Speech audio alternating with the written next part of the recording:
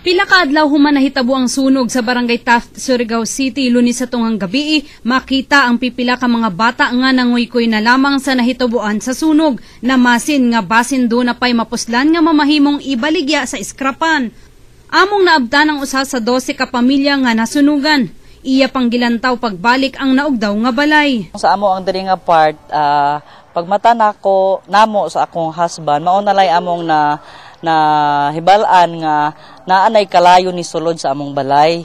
So at that time, naningkamot na lang mi na makagawa sa akong husband. 20 ka tuig na nga nagpuyo sa nasunog nga balay ang pamilya ni Ginang Iskanyang. Wala ni usa sa ilang mga kabtangan ang naluwas.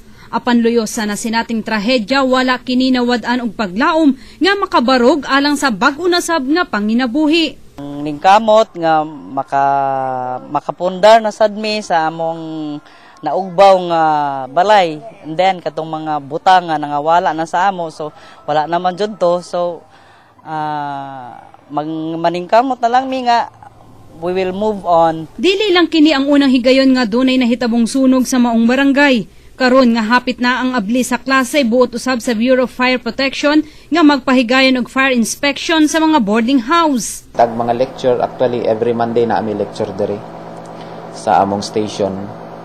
So year round man na, tapos karon na naanapod may mga inspection sa mga boarding houses o kining mga schools.